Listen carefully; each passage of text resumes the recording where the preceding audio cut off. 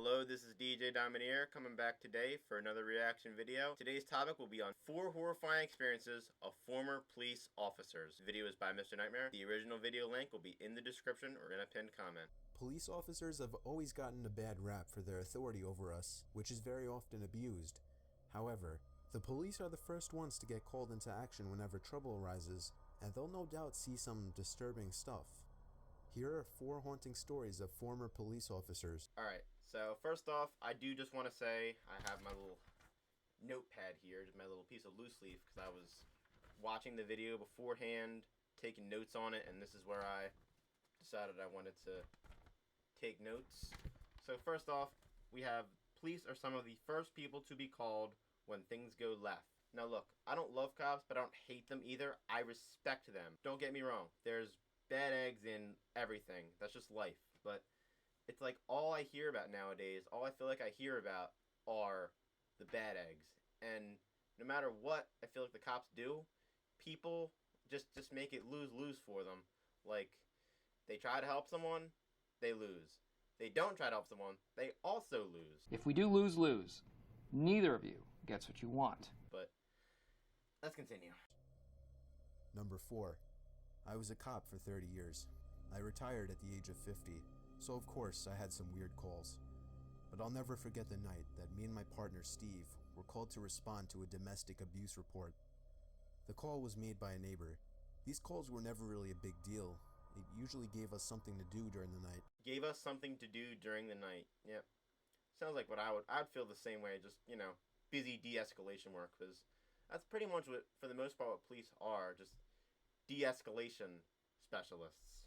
Not that I enjoy dealing with couples fighting and all that stuff. I'd feel the same way. I wouldn't like seeing couples fighting and trying to like, okay, break it up, people, break it up. So we arrived at the house. I still vividly remember the address, and I remember the door was left wide open. The second we stepped inside, the strong scent of marijuana filled our lungs. It was everywhere. Not just marijuana though. There was the strong smell of chemicals, which we assumed was either meth or cocaine. We made our presence known by asking for the couple to come out into sight. A thump from the upstairs gave away their position. Steve had his hand on his holster, ready to pull his gun. But me? I wasn't nervous yet. If I were in that situation, I'd be the exact opposite of Steve until it was time for me to do what I had to do and try to de-escalate the situation and, you know, calm everybody down and make the arrest that I need to make. That's just what I would do if I was hypothetically, say, in said situation. Steve told me to move quietly up the stairs. We normally listen to each other, so I humored his paranoia. There were 3 doors, 2 open and 1 closed. The closed door led in the direction where the thud in the ceiling was. I banged on the door before swinging it open myself. The smell was the first thing we noticed, then the body. The body was very obviously rotted. We knew even in the dark. We pulled our guns. Steve turned on the light. I told him to scan that room while I scanned the rest of the house. I was shaking all over now. I hated my job at that moment. I wanted to run back to the car and leave, for I was sure I could die at any moment. I found my hand to be stuck on the doorknob until I finally had the balls to turn it and push the door open with force. I turned the light on, but there was nobody inside. It was a disturbingly tiny room, no windows and no furniture, except for a dirty old cot. Steve suddenly screamed, and I rushed across the hall to see what was going on. There was some shirtless guy laying flat above one of the dressers in the room. We had him at gunpoint, yelling at him to come down, when something grabbed my ankle and tried to pull me to the floor. There was a hand coming from under the bed. I stomped on the arm with my other foot and pulled out a frail, trashy-looking woman who was obviously baked. I cuffed her and Steve cuffed the man. We were on our way outside with the 2 crazies screaming at us, but we had one final surprise coming. Some psycho from upstairs started screaming, charging at us down the stairs with a knife raised in the air. Steve reacted just fast enough to save my ass by 2 seconds, shooting the guy dead. This was a crack house. Somehow none of the neighbors could smell anything suspicious. The dead woman on the bed was killed by the man of the 2 we caught, who admitted to killing her due to lack of payment. The man was sentenced to life without parole. The woman was sentenced to 30 years. Steve says he never felt bad about what he did. He says he just rid the world of one more piece of trash. Now, I don't know what kind of neighborhood this particular last story was in, but if those neighbors couldn't smell anything, I really honestly question how long these people might have been in there in that crack house. I wonder how long they were in there for. I mean, if you've gone maybe like if they were in there so long, I wonder like were they just like numb to the smell? Like it's one of those things like say you live in a city or something. Say you live in like Philly or something or New York City or just wherever kind of city. Like you hear sirens all the time but you don't hear them. Like one of those things like was that what it was like in this situation? Like you smell it all the time so much that you don't even smell it anymore when it's literally 5 feet away from you. Number 3. Myself and a buddy on my squad responded to an alarm. The incident location was an old office-type building that had been converted to a doctor's office. There was a pharmacy attached to it as well. Our dispatch received a motion signal from an upstairs office. The key holder arrives on the scene and we go in to secure the building. The stairs were locked behind a door that, of course, the key holder didn't have a key to, so we took the elevator up to the second. The elevator opens to a pitch-black hallway, except for one overhead light at the end of the hall. We start checking the doors, and so far, all are secured. We get to the last office, and sure enough, the door is unlocked. We make entry and observe it to be an unused office. The door opened to a sizable waiting room and reception area. There were about 10 or 12 exam rooms, all cleared with no hiccups. We exit the office, and immediately, something seems off. Did anyone steal anything? That's when I realized the overhead light at our end of the hallway that was on before had been turned off. In a way, that seems kind of sus, in a way. The light was off before, nobody touched it, and now it's on again, or vice versa. So the light before was on, but now it's off. Seems kind of suspicious in a way. It was replaced by another light over at the elevators. I look at my squad mate and he's completely white. I wonder if something like this would be considered paranormal. Like it was on before, but now it's off. I wonder. I ask him what's wrong, and he says, "Weren't all those doors we just checked closed and locked?" I tell him, "Yeah, so?" My buddy says, "Well, now they're all standing open." Sure enough, all the offices down the hallway we had just checked were now standing open. Yep, this seems pretty paranormal to me for some reason. Sounds weird to say, but you never know. The pucker factor sinks in at this point, so we start clearing and securing offices. Well, caution tape time. We finish the last office, and on our way out, just before we turn the corner to get into the waiting area, the main door just slams shut. Then our radios start going nuts with some kind of static feedback. Now I just want to get the hell out of there. We get back in the elevator and head down to the first floor in hopes to make contact with the key holder again. In that situation, I don't know if I would have taken the elevator. I would have just taken the stairs. If all of this was going on, you guys had to put caution tape out. There was doors slamming shut all of a sudden, and then there was your radio's going doing crazy static feedback. I don't know if I would have trusted the elevator because I'm kind of a little bit claustrophobic in a way. However, the key holder is nowhere to be found. I contact dispatch and request a callback number for the key holder so I can advise him of what we found. Dispatch states that the key holder was still en route to us and was advising an ETA of 5 minutes. I advised dispatch that we had already been out with the key holder. Dispatch requests I give them a call. I call dispatch, and she tells me that there is no way we were out with the key holder. She states that the alarm company had only just made contact with one. Eventually, the real key holder arrives on the scene, and I ask her about the man that had let us in the building. She asked me to describe him, so I did. She states that sounds like one of the doctors that used to lease the office on the second floor at the end of the hall. She then states that he had committed suicide at his summer home several days ago. Number 2. I was responding to a call in the village. A resident was reporting noises coming from one of the abandoned buildings from across the street, most likely trespassing. I arrived and began my search in the building. It used to be a 2-story convenience store. Now it was completely stripped empty, except for the parts attached to the floor, like the counter and shelves. The lights didn't work in there either.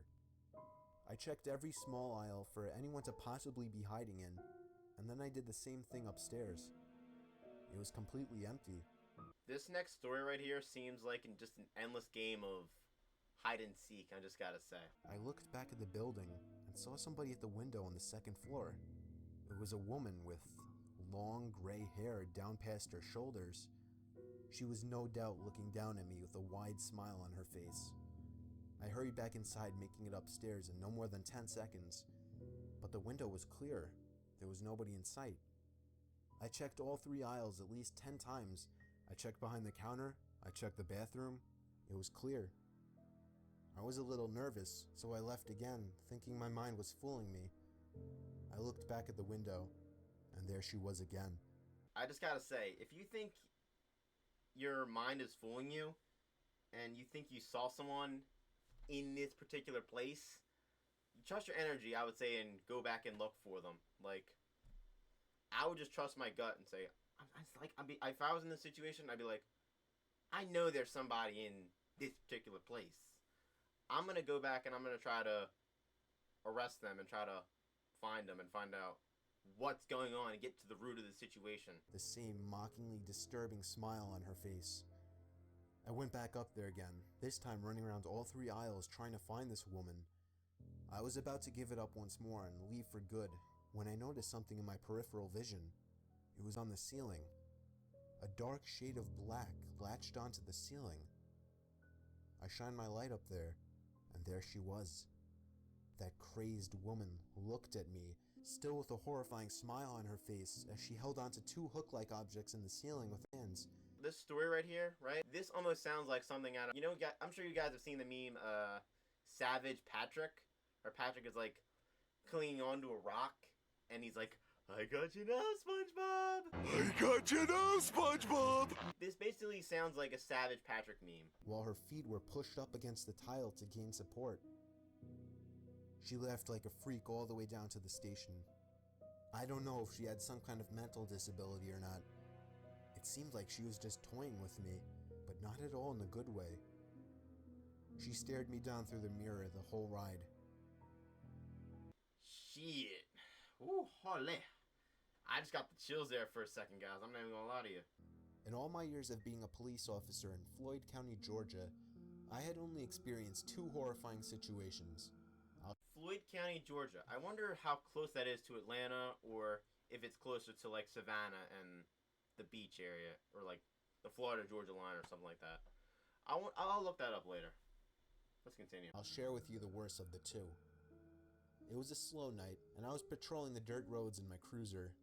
At this particular spot, there were tiny woods on both sides of the road. And then it all started. I spotted somebody jumping into the woods on the left. I only saw half of them though. They were gone so quickly. I pulled up closer and shined the spotlight into the woods. I didn't see them. Unfortunately, it was kind of my job to check on things like this, so I hesitantly stepped out from the car and began searching. In a moment like this, I was so ready to pull my gun, as I was actually terrified. And then, the cliched snap of a branch from behind a tree almost made me want to run back to the car, but I instead did my job and called for them to come out. Someone wearing a mask stepped out from the tree. I told them to raise their arms, take off their mask, and come to me slowly. They raised their hands, but they didn't remove the mask. This story right here, this reminds me of something that would be like straight out copy-pasted from a horror movie or something like that. I tried to demonstrate my authority, looked as if they were about to take it off, when suddenly, he or she looked to their left, and then back at me. I heard footsteps coming from my right. I drew my gun. I yelled as loud as I could for everybody to come out with their hands up. You may be thinking, why? Well, if you were in this position, in this setting, you would have been shitting yourself just like I was. This almost sounds like something, this story right here, in Floyd County, Georgia, what he's talking about here. This almost sounds like something I heard about in a freshman year of high school. Something, I read like a story, a short story, in English class, and they said something about the Freemasons. I forget what exactly they are, but I seen a picture of them. I'll put it up on the screen or something like that when I'm editing this video. But it somewhat sounds like something like that. Another person wearing a mask walked over, this one holding an axe. I had my gun locked on him, but suddenly, footsteps started coming from all directions. I looked around, and I was surrounded. There were at least 10 strangers wearing masks, surrounding me almost in a circle, with only an opening behind me. Half of them were armed with axes and the like. I stood there, gun raised, but not even aimed at anything at this point. Honestly, if I was in this situation, hypothetically, I wouldn't even know what to even aim at, because I feel like if I tried to aim at anything, they would all just charge me with their axes and it'd be a whole thing and all that. Whew. I just gotta say, God bless police officers, emergency service providers, firemen, soldiers, doctors, nurses, ambulance drivers, etc. Those are some of the toughest jobs in the world as an emergency service provider.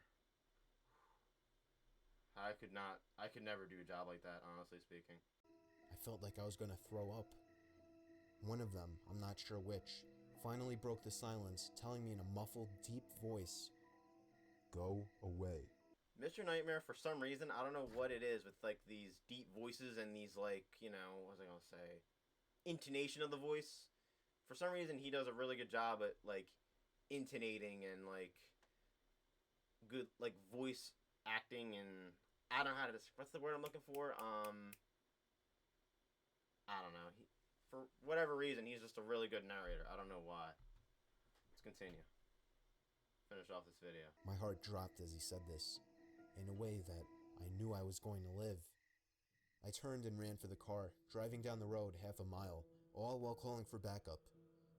As you would guess, the whole group was gone from the woods when a search squad arrived. I have a theory on this, however. I believe that what I witnessed was some kind of fucked up secret society that was planning on trapping an innocent passerby, and I think that whoever jumped into the woods as I was passing recognized my car as a police car and tried to hide. Had I not been a police officer, I believe they would have stopped me, led me to the woods, and done whatever this group does for its sick kicks. I feel like usually whenever you hear these type of stories of Mr. Nightmare, 9 times out of 10, by the time somebody actually does show up, they're already long gone. Sickening in a way, you know? How they're here for 1 minute, and then the next minute, 9 times out of 10, they're usually gone. Anyway, guys, that was the reaction video for the day. If you guys liked this video, you guys want to see more videos like this, I plan to do more because Halloween is coming soon, and I want to, this is something I've been wanting to do for years now on this channel, is to do, a whole, just, month or so of just straight-up horror story reactions because of Halloween. I mean, I'm not really, the biggest Halloween fan. My most favorite holidays are usually probably tied for Thanksgiving and Christmas. But, yeah, I want to do, these horror story reactions for the next month or so. So if you guys have any ideas of anything to react to, I'll keep an eye on YouTube as well, because I'm on here pretty much every day on YouTube. I'm not, filming every day, but I'm, on here just, on a scavenger hunt every day. But that was a reaction video today for you guys. If you guys like this type of content, you guys want to see more, like I said, please be sure to like, comment, share, and subscribe.